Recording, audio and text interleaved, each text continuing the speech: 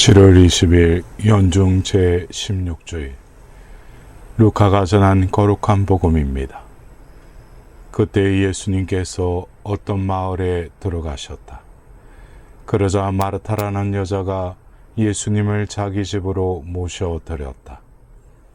마르타에게는 마리아라는 동생이 있었는데 마리아는 주님의 발치에 앉아 그분의 말씀을 듣고 있었다. 그러나 마르타는 갖가지 시중 드는 일로 분주하였다. 그래서 예수님께 다가가 주님, 제 동생이 저 혼자 시중 들게 내버려 두는 데에도 보고만 계십니까? 저를 도우라고 동생에게 일러 주십시오 하고 말하였다. 주님께서 마르타에게 대답하셨다. 마르타야, 마르타야, 너는 많은 일을 염려하고 걱정하는구나. 그러나 필요한 것은 한 가지뿐이다. 마리아는 좋은 몫을 선택하였다. 그리고 그것을 빼앗기지 않을 것이다. 사랑하는 형제자매 여러분, 오늘은 연중 제16주일입니다. 오늘 우리가 들은 성경 말씀은 손님 대접에 대한 이야기입니다. 손님을 환대하는 태도는 동서고금에서 인간적 덕목으로 장려됩니다. 신앙인에게 손님 대접은 인간적 덕목을 넘어서서 하나님과 만나는 신비로 제시됩니다. 일독서에서 아브라함은 길손을 만나 발을 씻겨주고 송아지를 잡아 잔치를 베풉니다. 그런데 아브라함이 대접한 손님은 하나님의 사자였고 환대를 받고 나서 놀라운 선물을 주십니다. 나이 100살이 되도록 자식이 없던 아브라함에게 아들이 있을 것을 약속하십니다. 손님으로 환대를 받으신 주님께서 역으로 인간을 환대하십니다. 예수님께서는 마태오복음 25장 35절에서 40절에 나그네와 가난한 이와 굶주린 이 등 가장 보잘것없는 이에게 해준 것이 모두 당신을 대접한 것이라고 말씀하십니다. 그렇게 주님을 환대하는 이들은 영원한 생명을 누리는 곳으로 갈 것이라고 최후 심판의 기준을 말씀하셨습니다.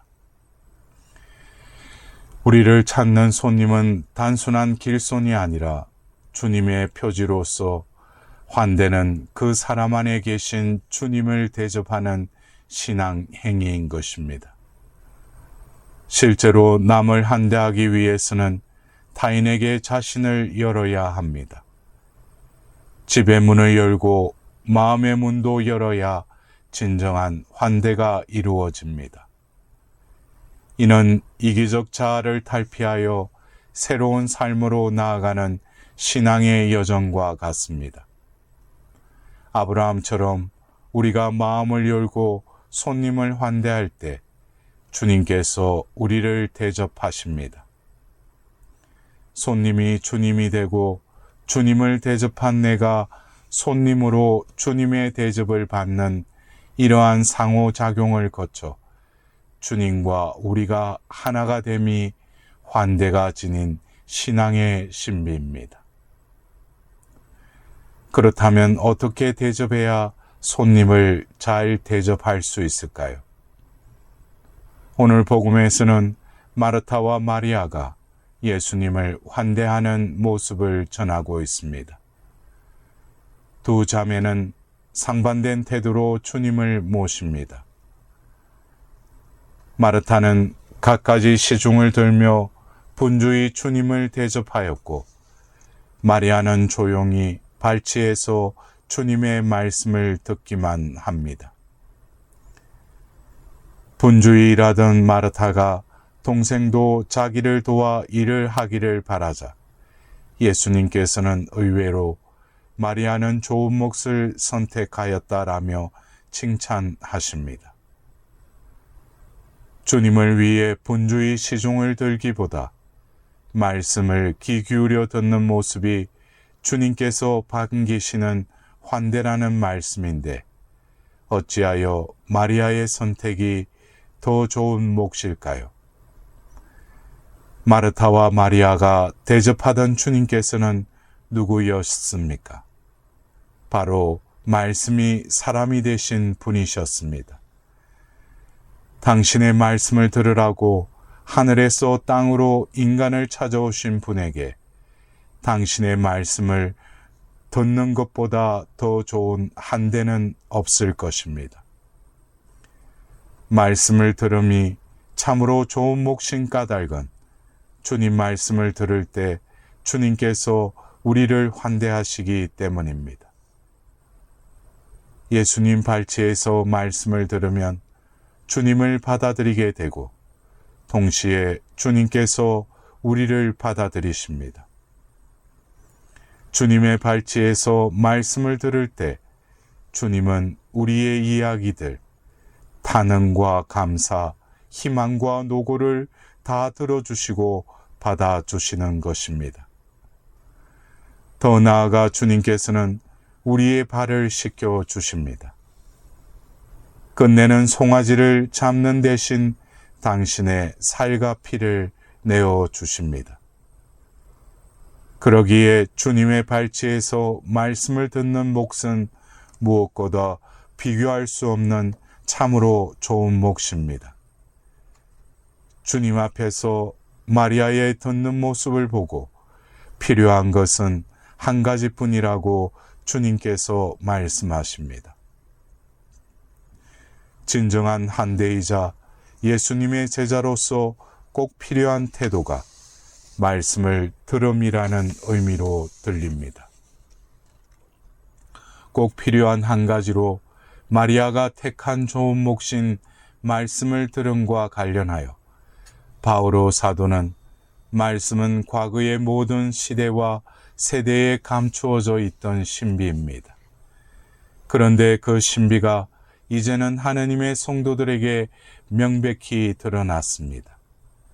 그 신비는 여러분 가운데 계신 그리스도이시고 그리스도는 영광의 희망이십니다 라고 오늘 이 독서에서 힘주어 선포하고 있습니다. 신비는 우리 가운데 계신 그리스도이십니다. 주님을 대하듯 타인을 대하는 환대는 우리 가운데 계신 그리스도를 드러냅니다.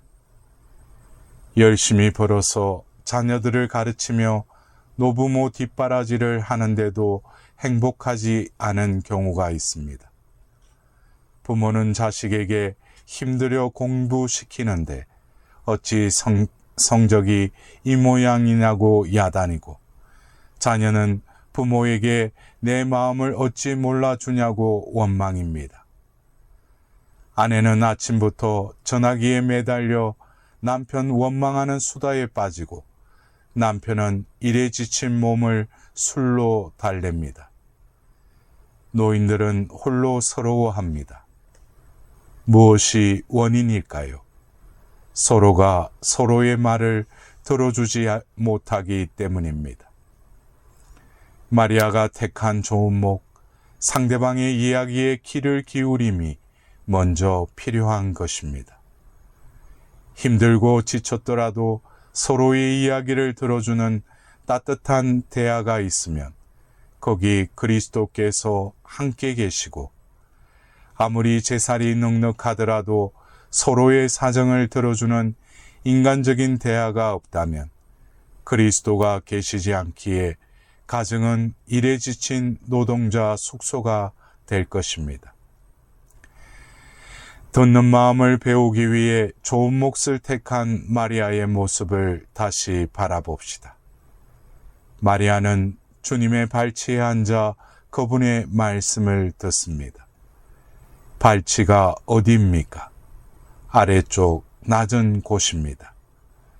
큰 소리치는 높은 곳이 아니라 낮아진 겸손함에서 말씀이 들리기 시작한다는 뜻이 아닐까요? 진리의 말씀, 사랑의 속삭임, 평화의 위로는 낮아질 때 들리는 것입니다. 성적이 나쁘다고 자식을 야단치기 전에 내려간 마음으로 자식의 힘들어하는 이야기를 들어주고, 살림을 못한다고 큰 소리치기 전에 낮은 자세로 상대의 허전한 소리를 듣고, 능력이 안 된다고 탓하기보다 상대의 필요와 좌절을 발치해서 들어줍시다. 그 속에 주님의 말씀이 담겨 있을 것입니다. 사랑으로 부르시는 음성, 다시 일어나라고 용기와 위로를 주시는 속삭임, 주님만이 전해주시는 평화의 말씀이 들리기 시작할 것입니다. 사랑하는 형제자매 여러분, 그렇게 말씀을 들을 때 말씀이신 주님이 주시는 좋은 목, 그리스도께서 현존하시는 좋은 목, 너무도 소중하기에 누구에게도 빼앗기지 않을 주님의 사랑이 우리를 환대하십니다.